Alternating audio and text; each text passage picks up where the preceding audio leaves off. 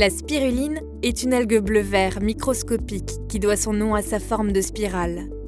Elle existe depuis plus de 3 milliards d'années et se développe naturellement en zone tropicale, dans des eaux saumâtres. La spiruline est consommée depuis l'Antiquité.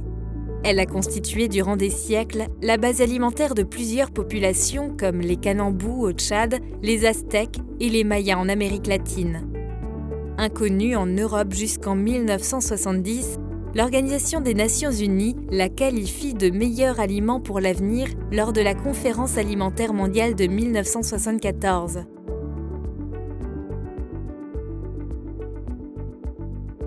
La première chose à dire sur la spiruline, c'est qu'elle est essentiellement riche en protéines, à peu près 62 à 68% de la spiruline.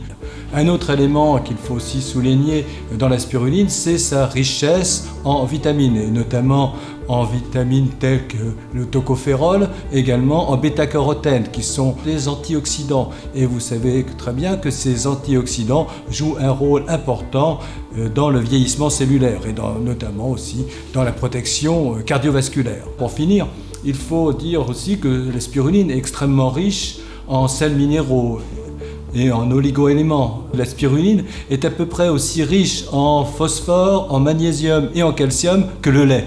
La spiruline est connue pour ses propriétés nutritionnelles exceptionnelles, mais aussi pour ses grandes vertus environnementales. Elle ne consomme que très peu d'eau et très peu de terres agricoles. Comme une plante, elle capte le CO2 et ne consomme que des sels minéraux. Elle n'a besoin d'aucun pesticide, ni d'antibiotiques, ni d'OGM. J'ai conçu un appareil qui vous permet aujourd'hui de produire votre propre consommation de spiruline fraîche. Il s'agit d'un photobioréacteur conçu à partir des techniques les plus sophistiquées des laboratoires et des agences spatiales européennes. Cet appareil est très performant, mais également très simple d'utilisation. C'est un objet connecté, entièrement pilotable par un smartphone, dont on peut réguler la température, la luminosité et également la récolte.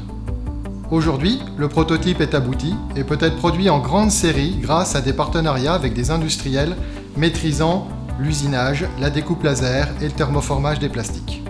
En plus de la fourniture de l'appareil, Spiroline s'engage, par le biais de son SAV de qualité, à vous fournir une souche initiale de culture ainsi que tous les nutriments nécessaires à la production de spiruline. L'appareil Spiroline permet de récolter jusqu'à 20-25 grammes de spiruline fraîche par jour. Cet appareil peut être utilisé pour un usage personnel ou mutualisé. Il fonctionne grâce à un simple branchement électrique et peut être installé dans votre cuisine, votre salon, au bureau, dans un espace collectif, voire même les cuisines d'un restaurant.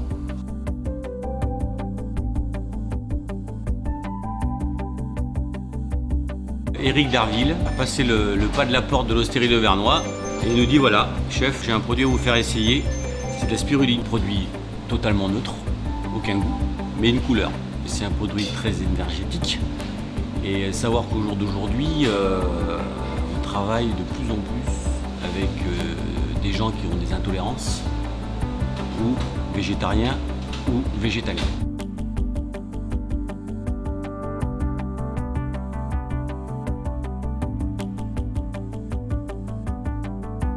La spiruline, je m'en suis servi de liant. Ça me donne exactement le même goût qu'avec de la cellulose d'épinard ou de persil. La couleur est sympathique. Le grain, il est bien enrobé. Je veux dire, la liaison se fait. Ce produit, même quand il n'est pas trop connu en Europe, c'est vraiment un produit en devenir. On sait qu'on peut faire ça. On sait qu'on peut travailler sur du froid. On sait qu'on peut faire plein de choses avec. Et après que nous, on puisse le faire rentrer en Europe, en France. Les cuisiniers, ils vont travailler avec, ça c'est clair.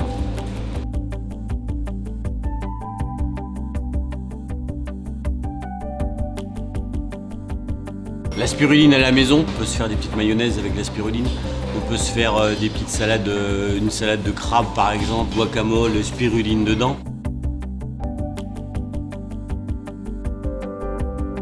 Grâce à l'appareil de culture Spiraline, vous pouvez produire chaque jour votre ration personnelle de spiruline et ainsi réduire votre consommation de viande, lutter contre la souffrance animale, améliorer votre santé, c'est important, et celle de notre planète.